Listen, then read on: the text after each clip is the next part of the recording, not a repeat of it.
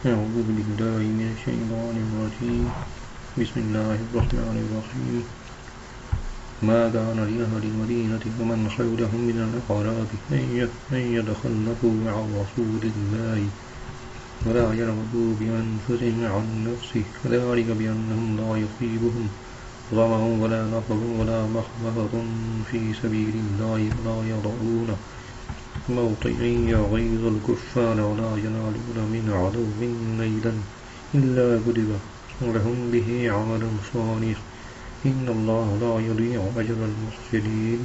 ترجمہ: اہل مدینہ اور ان کے ارد گرد رہنے والے دیہاتیوں کے لیے مناسب نہیں تھا کہ وہ اللہ کے رسول سے پیچھے بیٹھے رہیں، اور نہ یہ کہ ان کی جان سے زیادہ اپنی جانوں کو عزیز سمجھے۔ یہ اس لیے ہے کہ اللہ کے راستے میں انہیں جو پیاس اور تکلیف یا بھوک پہنچتی ہے اور جہاں کفار کو غصہ دلانے والی جگہ پر قدم رکھتے ہیں اور جو کچھ دشمن سے حاصل کرتے ہیں، اس سب کے بدلے ان کے لیے نیک عمل لکھا جاتا ہے۔ بے شک اللہ نیکی کرنے والوں کے اجر کو ضائع نہیں فرماتا۔ جہاں اہل مدینہ سے مدینہ طیبہ میں سکونت رکھنے والے مراد ہیں، خواہ وہ مہاجرین ہو یا انصار، اور اعراب سے قرب و جوار کے تمام دیہاتی مراد ہیں۔ آیت کا معنی یہ ہے کہ جب رسول اللہ صلی اللہ علیہ وسلم بذات خود جہاد کے لیے تشریف لے جائیں تو اہل مدینہ اور ان کے ارد گرد رہنے والے دیہاتیوں میں کسی کے لیے جائز نہ تھا کہ وہ اللہ کے رسول صلی اللہ علیہ وسلم سے پیچھے بیٹھے رہیں اور جہاد میں حاضر نہ ہوں، اور نہ یہ جائز تھا کہ ان کی جان سے زیادہ اپنی جانوں کو عزیز سمجھے، بلکہ انہیں حکم تھا کہ شدت و تکلیف میں حضور صلی اللہ علیہ وسلم کا ساتھ نہ چھوڑیں اور سختی کے موقع پر اپنی جانیں آپ پر فدا کریں۔ یہ ممانعت اس لیے ہے کہ اللہ کے راستے میں انہیں جو پیاس یا تکلیف یا بھوک پہنچتی ہے وہ جہاں کفار کو غصہ دلانے والی جگہ پر قدم رکھتے ہیں اور کفار کی زمین کو اپنے گھوڑوں کے سموں سے رونتے ہیں، اور جو کچھ دشمن کو قید کر کے یا قتل کر کے یا زخمی کر کے یا ہزیمت دے کر حاصل کرتے ہیں، اس سب کے بدلے ان کے لیے نیک عمل لکھا جاتا ہے۔ فرمایا بے شک اللہ نیکی کرنے والوں کے اجر کو ضائع نہیں فرماتا، یعنی اللہ تعالیٰ اپنی مخلوق میں سے ان لوگوں کے اجر ضائع نہیں فرماتا جنہوں نے اچھے عمل کیے، جس چیز کا اللہ نے حکم دیا اور جس چیز سے منع کیا اس میں اللہ کی اطاعت کی، بلکہ اللہ تعالیٰ ان کے نیک اعمال کی جزا انہیں عطا فرماتا ہے۔ اس آیت سے ثابت ہوا کہ جس شخص نے اللہ کی اطاعت کا قصد کیا تو اس مقصد کے لیے اس کا اٹھنا بیٹھنا چلنا حرکت کرنا سب نیکیاں ہیں اور اللہ کی جہاں لکھی جاتی ہیں، اور جس نے اللہ کی نافرمانی کا ارادہ کیا تو اس کا اس مقصد کے لیے اٹھنا بیٹھنا چلنا حرکت کرنا سب گناہ ہیں۔ ہاں اللہ چاہے تو اپنے فضل و کرم سے سب معاف فرما دے۔ اس آیت میں رائے خدا میں نکل کر جہاد کرنے اور رائے خدا میں تکالیف برداشت کرنے کا ذکر ہوا۔ اس مناسبت سے یہاں رائے خدا میں جہاد کے لیے نکلنے اور اس راہ میں تکالیف برداشت کرنے کے فضائل پر مشتمل احادیث ذکر کرتے ہیں۔ حضرت ابو ہریرہ رضی اللہ عنہ سے روایت ہے، حضور صلی اللہ علیہ وسلم نے ارشاد فرمایا، اللہ اپنی راہ میں نکلنے والوں کو ضمانت دیتا ہے کہ جس بندے کو صرف میری راہ میں جذبہ جہاد، ایمان اور میرے رسولوں کی تصدیق نے گھر سے نکالا ہے تو اب وہ میری کفالت میں ہے، میں اسے جنت میں داخل کروں یا اسے ثواب اور غنیمت عطا فرمانے کے بعد اسے واپس اس کے گھر تک پہنچاؤں۔ حضرت ابو ہریرہ رضی اللہ عنہ سے روایت ہے، تاجدار رسالت صلی اللہ علیہ وسلم نے فرمایا، رائے خدا میں زخمی ہونے والا قیامت کے دن آئے گا تو اس کے زخموں سے سرخ خون بہ رہا ہوگا اور اس کی خوشبو مشک جیسی ہوگی۔ حضرت ابو درداء رضی اللہ عنہ سے روایت ہے، نبی کریم صلی اللہ علیہ وسلم نے ارشاد فرمایا، جسے رائے خدا میں ایک زخم لگے گا اس پر شہداء کی مہر لگا دی جائے گی، جو قیامت کے دن اس کے لیے نور ہوگی، اس کا رنگ زعفران کی طرح اور خوشبو مشک کی طرح ہوگی، اسے اس مہر کی وجہ سے اولین و آخرین پہچان لیں گے اور کہیں گے فلاں، اسے اس مہر کی وجہ سے اولین و آخرین پہچان لیں گے اور کہیں گے کہ فلاں پر شہیدوں کی مہر لگی ہوئی ہے۔ حضرت عبد الرحمن بن جبر رضی اللہ عنہ سے روایت ہے، حضور صلی اللہ علیہ وسلم نے ارشاد فرمایا، جس بندے کے پاؤں رائے خدا میں گرد آلود ہوئے انہیں جہنم کی آگ نہ چھوئے گی۔ ولا ينفقون نفقة صغيرة ولا كبيرة ولا يقطعون واديا إلا كتب لهم ليجزيهم الله أحسن ما كانوا يعملون۔ ترجمہ: اور جو کچھ تھوڑا اور زیادہ وہ خرچ کرتے ہیں اور جو وادی وہ طے کرتے ہیں سب ان کے لیے لکھا جاتا ہے تاکہ اللہ ان کے بہتر کاموں کا انہیں بدلہ عطا فرمائے۔ اس آیت کا خلاصہ ہے کہ جو کچھ تھوڑا، مثلا ایک کھجور یا زیادہ وہ خرچ کرتے ہیں، جیسا کہ حضرت عثمان غنی رضی اللہ عنہ نے غزوہ تبوک میں خرچ کیا، اور اپنے سفر میں آنے اور جانے کے دوران جو وادی وہ طے کرتے ہیں ان کا رائے خدا میں خرچ کرنا اور وادی عبور کرنا سب ان کے لیے لکھا جاتا ہے تاکہ اللہ ان کے کاموں کا انہیں بدلہ ادا فرمائے۔ اس آیت سے جہاد کی فضیلت اور اس کا بہترین عمل ہونا ثابت ہوتا ہے۔ جہاد میں مال خرچ کرنے اور جہاد میں شریک ہونے کے فضائل بکثرت احادیث میں مذکور ہیں۔ ان میں سے کچھ احادیث بیان کرتے ہیں۔ حضرت خریم بن فاطم رضی اللہ عنہ سے روایت ہے، رسول اللہ صلی اللہ علیہ وسلم نے ارشاد فرمایا، جو اللہ کی راہ میں کچھ خرچ کرے تو اس کے لیے 700 گنا لکھا جاتا ہے۔ حضرت انس رضی اللہ عنہ سے روایت ہے، حضور صلی اللہ علیہ وسلم نے فرمایا، اللہ تعالیٰ کی راہ میں صبح کو جانا یا شام کو جانا دنیا اور مافیا سے بہتر ہے۔ حضرت ابو امامہ رضی اللہ عنہ سے روایت ہے، حضرت رسول اللہ صلی اللہ علیہ وسلم نے ارشاد فرمایا کہ 3 شخص ایسے ہیں کہ جو اللہ کی ذمہ داری میں ہیں۔ نمبر 1، وہ شخص جو اللہ کی راہ میں جہاد کے لیے نکلے، وہ اللہ تعالیٰ کی ذمہ داری میں ہے، حتیٰ کہ اسے موت آ جائے تو جنت میں داخل فرما دے یا اجر و غنیمت کا مال لے کر واپس کرے۔ نمبر 2، وہ شخص جو مسجد کی طرف چلے، وہ اللہ تعالیٰ کی ذمہ داری میں ہے۔ نمبر 3، وہ شخص جو اپنے گھر میں سلام کر کے داخل ہو، وہ اللہ تعالیٰ کی ذمہ داری میں ہے۔ حضرت ابو ہریرہ رضی اللہ عنہ سے روایت ہے کہ نبی کریم صلی اللہ علیہ وسلم نے ارشاد فرمایا، اللہ کی راہ میں جہاد کرنے والے کی مثال اس کی سی ہے جو دن کا روزہ دار اور رات کو آیات الہی کی تلاوت کرنے والا ہو، نہ روزے سے تھکے نہ نماز سے، حتیٰ کہ اللہ کی راہ کا مجاہد لوٹ آئے۔ حضرت ابو مالک اشعری رضی اللہ عنہ سے روایت ہے، فرماتے ہیں کہ میں نے رسول اللہ صلی اللہ علیہ وسلم کو ارشاد فرماتے ہوئے سنا کہ جو اللہ کی راہ میں گھر سے نکلا پھر قتل کیا گیا، یا اسے اس کے گھوڑے یا اونٹ نے کچل دیا، یا اسے زہریلے جانور نے ڈس لیا، یا اپنے بستر پر کسی سبب سے مر گیا، جیسے اللہ نے چاہا تو وہ شہید ہے، تو اس کے لیے جنت ہے۔ فما كان المؤمنون لينفروا كافة فلولا نفر من كل فرقة منهم طائفة ليتفقهوا في الدين ولينذروا قومهم إذا رجعوا إليهم لعلهم يحذرون۔ ترجمہ، اور مسلمانوں سے یہ تو ہو نہیں سکتا کہ سب کے سب نکل جائیں، تو ان میں ہر گروہ میں سے ایک جماعت کیوں نہیں نکل جاتی تاکہ وہ دین میں سمجھ بوجھ حاصل کریں، اور جب ان کی طرف واپس آئیں تو وہ انہیں ڈرائیں تاکہ یہ ڈر جائیں۔ یعنی علم حاصل کرنے کے لیے سب مسلمانوں کا اپنے وطن سے نکل جانا درست نہیں ہے کہ اس طرح شدید حرج ہوگا، تو جب سارے نہیں جا سکتے تو ہر بڑی جماعت سے ایک چھوٹی جماعت جس کا نکلنا انہیں کافی ہو کیوں نہیں نکل جاتی تاکہ وہ دین میں فقاہت حاصل کریں اور اس کے اصول میں مشقتیں جھیلیں، اور اس سے ان کا مقصود واپس آ کر اپنی قوم کو واضح و نصیحت کرنا ہو تاکہ ان کی قوم کے لوگ اس چیز سے بچیں جس سے بچنا انہیں ضروری ہے۔ حضرت عبداللہ بن عباس رضی اللہ عنہ سے مروی ہے کہ قبائل عرب میں سے ہر قبیلہ سے جماعتیں تاجدار رسالت صلی اللہ علیہ وسلم کی بارگاہ میں حاضر ہوتی، اور وہ حضور صلی اللہ علیہ وسلم سے دین کے مسائل سیکھتے اور فقاہت حاصل کرتے، اور اپنے لیے اور اپنی قوم کے لیے احکام دریافت کرتے۔ حضور اقدس صلی اللہ علیہ وسلم انہیں اللہ اور رسول کی فرمانبرداری کا حکم دیتے، اور نماز، زکوٰۃ وغیرہ کی تعلیم کے لیے انہیں ان کی قوم پر مامور فرماتے۔ جب وہ لوگ اپنی قوم میں پہنچتے تو اعلان کر دیتے کہ جو اسلام لائے وہ ہم میں سے ہے، اور لوگوں کو خدا کا خوف دلاتے اور دین کی مخالفت سے ڈراتے۔ یہ رسول کریم صلی اللہ علیہ وسلم کا معجزہ عظیمہ ہے کہ بالکل بے پڑھے لوگوں کو بہت تھوڑے عرصے میں دین کے احکام کا عالم اور قوم کا ہادی بنا دیا۔ اس آیت سے 3 مسائل معلوم ہوئے۔ نمبر 1، علم دین حاصل کرنا فرض ہے۔ اس کی تفصیل یہ ہے کہ جو چیزیں بندے پر فرض و واجب ہیں اور جو اس کے لیے ممنوع و حرام ہیں اور اسے درپیش ہیں، ان کا سیکھنا فرض عین ہے، اور اس سے زائد علم حاصل کرنا فرض کفایہ۔ حضرت انس رضی اللہ عنہ سے روایت ہے کہ رسول اللہ صلی اللہ علیہ وسلم نے ارشاد فرمایا، علم سیکھنا ہر مسلمان پر فرض ہے۔ امام شافعی رضی اللہ عنہ فرماتے ہیں کہ علم سیکھنا نفل نماز سے افضل ہے۔ نمبر 2، علم حاصل کرنے کے لیے سفر کی ضرورت پڑے تو سفر کیا جائے۔ طلب علم کے لیے سفر کا حکم حدیث شریف میں ہے۔ حضرت ابو ہریرہ رضی اللہ عنہ سے روایت ہے، تاجدار رسالت صلی اللہ علیہ وسلم نے ارشاد فرمایا، جو شخص طلب علم کے لیے راہ چلے اللہ اس کے لیے جنت کی راہ آسان کرتا ہے۔ نمبر 3، فقہ افضل ترین علوم میں سے ہے۔ حدیث شریف میں ہے، حضور اکرم صلی اللہ علیہ وسلم نے فرمایا، اللہ تعالیٰ جس کے لیے بہتری چاہتا ہے اس کو دین میں فقیہ بناتا ہے۔ میں تقسیم کرنے والا ہوں اور اللہ تعالیٰ دینے والا ہے۔ حضرت عبداللہ بن عباس رضی اللہ عنہ سے روایت ہے، رسول اللہ صلی اللہ علیہ وسلم نے ارشاد فرمایا، ایک فقیہ شیطان پر 1000 عابدوں سے زیادہ سخت ہے۔ فقہ احکام دین کے علم کو کہتے ہیں اور اصطلاحی فقہ بھی اس کا عظیم مصداق ہے۔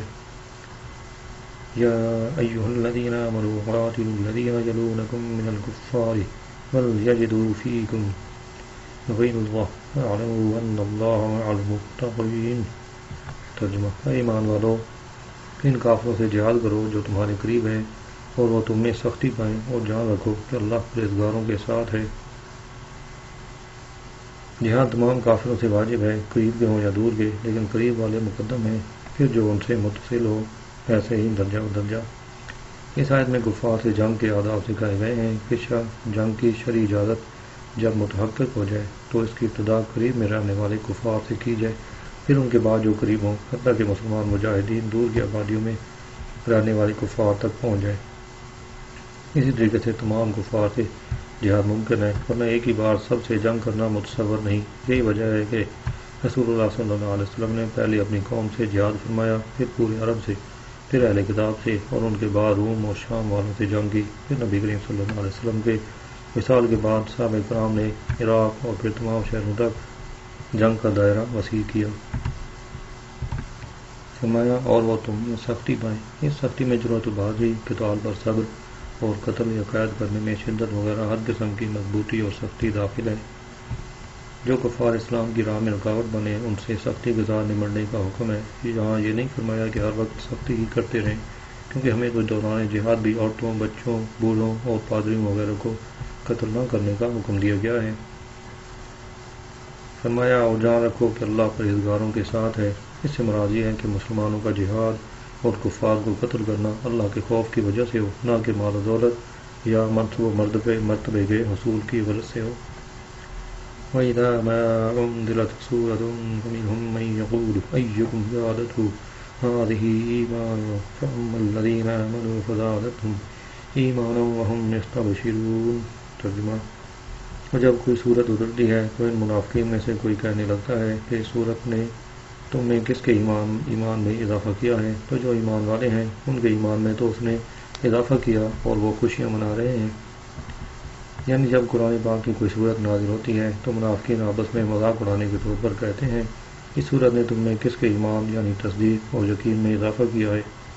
ان کے جواب میں اللہ تعالیٰ نے ارشاد فرمایا، جو ایمان والے ہیں ان کی تصدیق، یقین اور اللہ تعالیٰ سے قربت میں اس نے اضافہ کیا۔ اور جب قرآن میں سے ایک کے بعد کوئی دوسری چیز اترتی ہے تو مومنین خوشیاں مناتے ہیں، کیونکہ اس طرح ان کے ایمان میں اضافہ ہوتا ہے، جس کی وجہ سے آخرت میں ان کا ثواب اور زیادہ ہو جاتا ہے۔ اس سے معلوم ہوا کہ قرآن کا مذاق اڑانا منافقین کا کام ہے، لہذا جو قرآن کی ایک آیت کا بھی مذاق اڑائے وہ کافر ہے۔ وَأَمَّا الَّذِينَ فِي قُلُوبِهِم مَّرَضٌ فَزَادَتْهُمْ رِجْسٌ إِلَىٰ رِجْسِهِمْ وَمَاتُوا وَهُمْ كَافِرُونَ۔ ترجمہ: اور جن کے دلوں میں مرض ہے تو ان کے ناپاکی پر مزید ناپاکی کا اضافہ کر دیا اور وہ کفر کی حالت میں مر گئے۔ یعنی جن کے دلوں میں شک اور نفاق کا مرض ہے تو قرآن کی صورت کے نزول سے ان کے کفر پر مزید کفر چڑھ گیا، کہ انہوں نے جب کبھی کسی صورت کے نزول کا انکار کیا یا اس کا مذاق اڑایا تو ان کے پہلے کفر کے ساتھ مزید کفر بڑھ گیا۔ وہ منافقین اپنے کفر پر قائم رہے یہاں تک کہ حالت کفر میں ہی مر گئے۔ أَوَلَا يَرَوْنَ أَنَّهُمْ يُفْتَنُونَ فِي كُلِّ عَامٍ مَّرَّةً أَوْ مَرَّتَيْنِ ثُمَّ لَا يَتُوبُونَ وَلَا هُمْ يَذَّكَّرُونَ۔ ترجمہ: کیا وہ یہ نہیں دیکھتے کہ انہیں ہر سال ایک یا دو مرتبہ آزمایا جاتا ہے، پھر بھی نہ وہ توبہ کرتے ہیں اور نہ ہی نصیحت مانتے ہیں۔ اس آیت سے معلوم ہوا کہ مومن ہر مصیبت کو عبرت کی نگاہ سے دیکھتا ہے اور اسے اپنے گناہ کا نتیجہ یا آزمائش سمجھتا ہے، جبکہ کافر کی نگاہ صرف موسم کی خرابیوں اور دنیاوی اسباب پر ہوتی ہے۔ اور یہ منافقین والا حال آج کی بہت بڑی تعداد کا ہے کہ سیلاب، زلزلہ اور اس طرح کی کسی بھی آفت و مصیبت کو عبرت کی نگاہ سے نہیں دیکھتے بلکہ سائنسی توجیہات میں توڑنا شروع کر دیتے ہیں۔ وَإِذَا مَا أُنزِلَتْ سُورَةٌ نَظَرَ بَعْضُهُمْ إِلَىٰ بَعْضٍ هَلْ يَرَاكُم مِّنْ أَحَدٍ ثُمَّ انصَرَفُوا صَرَفَ اللَّهُ قُلُوبَهُم بِأَنَّهُمْ قَوْمٌ لَّا يَفْقَهُونَ۔ ترجمہ: اور جب کوئی صورت نازل کی جاتی ہے تو ایک دوسرے کی طرف دیکھنے لگتے ہیں کہ تمہیں کوئی دیکھ تو نہیں رہا، پھر پلٹ جاتے ہیں تو اللہ نے ان کے دل پلٹ دیے ہیں، کیونکہ یہ لوگ سمجھتے نہیں۔ اس آیت کا خلاصہ یہ ہے کہ جب کوئی ایسی صورت نازل کی جاتی ہے جس میں منافقین کو زجر و توبیخ اور ان کے نفاق کا بیان ہو تو وہاں سے بھاگنے کے لیے ایک دوسرے کی طرف دیکھنے لگتے ہیں اور آنکھوں سے نکل بھاگنے کے اشارے کرتے ہیں اور کہتے ہیں کہ جب تم اپنی نشست گاہ سے اٹھو تو اس وقت مومنوں میں سے کوئی تمہیں دیکھ تو نہیں رہا، اگر دیکھ رہا ہو تو بیٹھ گئے ورنہ نکل جاتے ہیں، پھر اس نازل ہونے والی صورت کے سبب ایمان سے اپنے کفر کی طرف پلٹ جاتے ہیں۔ اللہ نے ان کے دل ایمان سے پلٹ دیے ہیں کیونکہ یہ قوم سمجھتی ہی نہیں اور اپنے نفع و نقصان کو نہیں سوچتی۔ لقد جاءكم رسول من أنفسكم عزيز عليه ما عنتم حريص عليكم بالمؤمنين رؤوف رحيم۔ ترجمہ: بے شک تمہارے پاس تم میں سے وہ عظیم رسول تشریف لے آئے جن پر تمہارا مشقت میں پڑھنا بہت بھاری گزرتا ہے، وہ تمہاری بھلائی کے نہایت چاہنے والے، مسلمانوں پر بہت مہربان، رحمت فرمانے والے ہیں۔ یعنی اے اہل عرب، بے شک تمہارے پاس تم میں سے عظیم رسول محمد مصطفیٰ صلی اللہ علیہ وسلم تشریف لے آئے جو کہ عربی کرشی ہیں، جن کے نسب کو تم خوب پہچانتے ہو کہ تم میں سے سب سے عالی نسب ہیں، اور تم ان کے صدق و امانت، زہد و تقویٰ، طہارت و تقدس کو بھی خوب جانتے ہو۔ یہاں ایک قرات میں انفسکم فا پر زبر کے ساتھ آیا ہے، اس کا معنی ہے کہ تم میں سب سے نفیس تر اور اشرف و افضل ہیں۔ اس آیت میں نبی کریم صلی اللہ علیہ وسلم کے اوصاف اور فضیلت و شرف کا ذکر ہوا۔ اس مناسبت سے یہاں آپ کے فضائل اور اخلاق حمیدہ کے بیان پر مشتمل روایات ذکر کرتے ہیں۔ حضرت عباس رضی اللہ عنہ فرماتے ہیں، سرکار دو عالم صلی اللہ علیہ وسلم نے ارشاد فرمایا، اللہ تعالیٰ نے مخلوق کو پیدا فرمایا تو مجھے ان میں سے بہترین رکھا، پھر ان کے 2 گروہ بنائے اور مجھے اچھے گروہ میں رکھا، پھر قبائل بنائے تو مجھے بہترین قبیلے میں رکھا، پھر ان کے خاندان بنائے تو مجھے ان میں سے اچھے خاندان میں رکھا اور سب سے اچھی شخصیت بنایا۔ حضرت جعفر بن ابو طالب رضی اللہ عنہ نے نجاشی کے دربار میں فرمایا، اے بادشاہ، ہم لوگ جاہل تھے، بتوں کی عبادت کرتے، مردار کھاتے، بے حیائی کے کام کرتے، رشتہ داریاں توڑتے اور پڑوسیوں سے بدسلوکی کیا کرتے تھے۔ ہم میں سے جو طاقتور ہوتا وہ کمزور کا مال کھا جایا کرتا تھا۔ ہمارا یہی حال تھا کہ اللہ نے ہم میں سے ایک رسول ہماری طرف بھیج دیا جن کے نسب، صداقت، امانت اور پاک دامنی کو ہم پہچانتے تھے۔ انہوں نے ہمیں دعوت دی کہ ہم اللہ کو ایک مانیں، صرف اسی کی عبادت کریں، اور ہم اور ہمارے آبا و اجداد جن پتھروں اور بتوں کی پوجا کرتے تھے انہیں چھوڑ دیں۔ انہوں نے ہمیں سچ بولنے، امانت داری، پاکیزگی اختیار کرنے، رشتہ داروں سے نیک سلوک کرنے، پڑوسیوں کے ساتھ حسن سلوک کرنے، حرام کام اور خونریزیاں چھوڑ دینے کا حکم دیا۔ ہمیں بے حیائی کے کام کرنے، جھوٹ بولنے، یتیم کا مال کھانے، پاک دامن عورت پر زنا کی تہمت لگانے سے منع کیا، اور ہمیں حکم دیا کہ ہم صرف اللہ کی عبادت کریں اور اس کے ساتھ کسی کو شریک نہ ٹھہرائیں، نماز پڑھیں، روزہ رکھیں اور زکوٰۃ ادا کریں۔ پھر ہم نے ان کی تصدیق کی، ان پر ایمان لے آئے اور جو دین وہ لے کر آئے ہم نے اس کی پیروی کی۔ اس آیت کریمہ میں سید عالم صلی اللہ علیہ وسلم کی تشریف آوری یعنی آپ کے میلاد مبارک کا بیان ہے۔ ترمذی کی حدیث سے بھی یہ ثابت ہے کہ رسول کریم صلی اللہ علیہ وسلم نے اپنی پیدائش کا بیان قیام کر کے فرمایا۔ اس سے معلوم ہو کہ محفل میلاد کی اصل قرآن و حدیث سے ثابت ہے۔ حضرت ابوبکر بن محمد رحمۃ اللہ علیہ فرماتے ہیں کہ میں حضرت ابوبکر بن مجاہد رحمۃ اللہ علیہ کے پاس بیٹھا تھا کہ حضرت ابوبکر شبلی رحمۃ اللہ علیہ تشریف لائے۔ حضرت ابوبکر بن مجاہد کھڑے ہوئے، ان سے معانقہ کیا اور ان کی آنکھوں کے درمیان بوسہ دیا۔ میں نے عرض کی، یا سیدی، آپ حضرت شبلی کی اس قدر تعظیم کر رہے ہیں، حالانکہ ان کے بارے میں آپ کی اور تمام اہل بغداد کی رائے یہ ہے کہ یہ دیوانہ ہے۔ حضرت ابوبکر بن مجاہد رحمۃ اللہ علیہ نے فرمایا، میں نے ان کے ساتھ اسی طرح کیا ہے جس طرح میں نے رسول اللہ صلی اللہ علیہ وسلم کو اس کے ساتھ کرتے ہوئے دیکھا ہے۔ میں نے خواب میں رسول کریم صلی اللہ علیہ وسلم کی زیارت کی، پھر دیکھا کہ حضرت شبلی رحمۃ اللہ علیہ آ رہے ہیں۔ تاجدار رسالت صلی اللہ علیہ وسلم حضرت شبلی کے لیے کھڑے ہوئے اور ان کی آنکھوں کے درمیان بوسہ دیا۔ میں نے عرض کی، یا رسول اللہ صلی اللہ علیہ وسلم، آپ شبلی کو کس قدر عزت دے رہے ہیں؟ ارشاد فرمایا، یہ نماز کے بعد پڑھتا ہے، لقد جاءکم رسول من انفسکم، اور اس کے بعد مجھ پر درود پڑھتا ہے۔ اور ایک روایت میں ہے کہ ہر فرض کے بعد یہ 2 آیتیں پڑھتا ہے، اس کے بعد مجھ پر درود پڑھتا ہے اور 3 مرتبہ اس طرح پڑھتا ہے، صلی اللہ علیہ یا محمد۔ فرمایا، جن پر تمہارا مشقت میں پڑھنا بہت بھاری گزرتا ہے، یعنی تمہارا مشقت میں پڑھنا ان پر بہت بھاری گزرتا ہے، اور مشقتوں کو دور کرنے میں سب سے عام اللہ تعالیٰ کے عذاب کی مشقت کو دور کرنا ہے۔ اور نبی کریم صلی اللہ علیہ وسلم اسی مشقت کو دور کرنے کے لیے بھیجے گئے ہیں۔ اس سے معلوم ہوا کہ اور لوگ تو اپنی اور اپنی اولاد کی بھلائی کے حریص ہوتے ہیں، مگر یہ رسول رحمت صلی اللہ علیہ وسلم اپنی امت کی بھلائی اور ان کی خیرخواہی پر حریص ہیں۔ اب امت پر ان کی حرص اور شفقت کی جھلک ملاحظہ ہو۔ حضرت زید بن خالد جونی رضی اللہ عنہ سے روایت ہے، حضور صلی اللہ علیہ وسلم نے ارشاد فرمایا، اگر مجھے اپنی امت پر دشوار نہ ہوتا تو میں انہیں ہر نماز کے بعد مسواک کرنے کا حکم دیتا اور عشاء کی نماز کو تہائی رات تک مؤخر کر دیتا۔ مسلم شریف کے حدیث ہے، سرکار دو عالم صلی اللہ علیہ وسلم نے خطبہ میں حج فرض ہونے کا بیان فرمایا۔ اس پر ایک شخص نے کہا، کیا ہر سال فرض ہے؟ نبی کریم صلی اللہ علیہ وسلم نے سکوت فرمایا۔ سائل نے سوال کی تکرار کی تو ارشاد فرمایا کہ جو میں بیان نہ کروں اس کے در پہ نہ ہو، اگر میں ہاں کہہ دیتا تو ہر سال حج کرنا فرض ہو جاتا، وہ تم نہ کر سکتے۔ صحیح مسلم میں حضرت ابی بن کعب رضی اللہ عنہ سے روایت ہے، حضور صلی اللہ علیہ وسلم نے ارشاد فرمایا، اللہ تعالیٰ نے مجھے 3 سوال عطا فرمائے، میں نے 2 بار تو عرض کر لی، اللہم اغفر لی امتی، اللہم اغفر لی امتی، یعنی اے اللہ میری امت کی مغفرت فرما، اے اللہ میری امت کی مغفرت فرما۔ اور تیسری عرض اس دن کے لیے اٹھا رکھی جس میں مخلوق الہی میری طرف نیاز مند ہوگی، یہاں تک کہ اللہ تعالیٰ کے خلیل حضرت ابراہیم علیہ السلام بھی میرے نیاز مند ہوں گے۔ اس آیت سے یہ بھی معلوم ہوا کہ حضور صلی اللہ علیہ وسلم اپنی امت کے دکھ درد سے خبردار ہیں، کیونکہ ہماری تکلیف کی خبر کے بغیر قلب مبارک پر گرانی نہیں آ سکتی۔ نیز جیسے حضور اکرم صلی اللہ علیہ وسلم کی رسالت ہر وقت ہے، ایسی ہی آپ کی خبرداری بھی ہر ساعت ہے۔ فرمایا مسلمانوں پر بہت مہربان رحمت فرمانے والے ہیں۔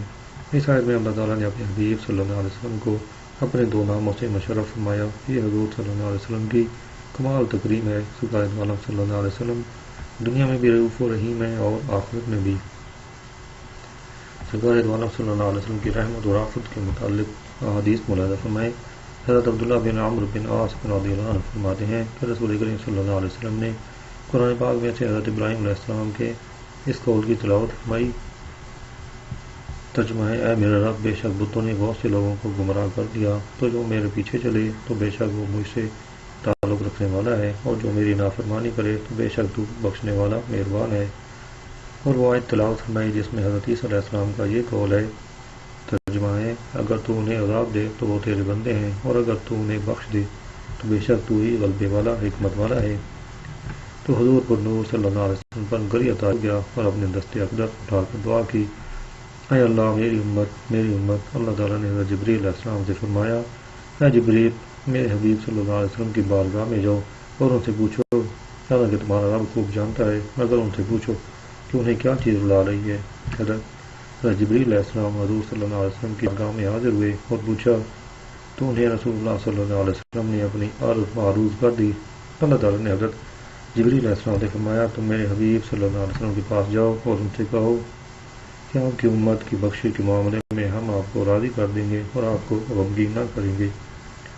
حضرت انس بن مالک رضی اللہ عنہ فرماتے ہیں، میں نے نبی کریم صلی اللہ علیہ وسلم سے قیامت کے دن اپنی شفاعت کا سوال کیا تو آپ صلی اللہ علیہ وسلم نے ارشاد فرمایا، میں کروں گا۔ اور میں نے عرض کی، یا رسول اللہ صلی اللہ علیہ وسلم، میں آپ کو کہاں تلاش کروں؟ فرمایا، سب سے پہلے مجھے پل صراط پر تلاش کرنا۔ میں نے عرض کی، اگر پل صراط پر نہ پاؤں تو کہاں تلاش کروں؟ پھر مجھے میزان کے پاس تلاش کرنا۔ میں نے عرض کی، اگر میزان کے پاس نہ پاؤں تو ارشاد فرمایا، پھر مجھے حوض کوثر کے پاس ڈھونڈنا، کیونکہ میں ان 3 مقامات سے ادھر ادھر نہ ہوں گا۔ فَإِن تَوَلَّوْا فَقُلْ حَسْبِيَ اللَّهُ لَا إِلَٰهَ إِلَّا هُوَ عَلَيْهِ تَوَكَّلْتُ وَهُوَ رَبُّ الْعَرْشِ الْعَظِيمِ۔ ترجمہ، پھر اگر وہ منہ پھریں تو تم فرما دو کہ مجھے اللہ کافی ہے، اس کے سوا کوئی معبود نہیں، میں نے اسی پر بھروسہ کیا اور وہ عرش عظیم کا مالک ہے۔ یعنی پھر اگر منافقین کفار اللہ اور اس کے رسول صلی اللہ علیہ وسلم پر ایمان لانے سے اعراض کریں اور آپ سے جنگ کا اعلان کریں تو اے حبیب تم فرما دو کہ مجھے اللہ کافی ہے اور وہ تمہارے خلاف میری مدد فرمائے گا، اس کے سوا کوئی معبود نہیں، میں نے اسی پر بھروسہ کیا اور وہ عرش عظیم کا مالک ہے۔ حضرت ابو درداء رضی اللہ عنہ سے روایت ہے، سرکار دو عالم صلی اللہ علیہ وسلم نے ارشاد فرمایا، جس شخص نے صبح اور شام 7 مرتبہ یہ پڑھا، حسبی اللہ لا الہ الا ہو علیہ توکلت وہو رب العرش العظیم، تو اللہ تعالیٰ کے اہم کاموں میں اسے کافی ہوگا۔ اللہ تعالیٰ عمل کرنے کی توفیق عطا فرمائے۔ لا علينا إلا البلاغ المبين۔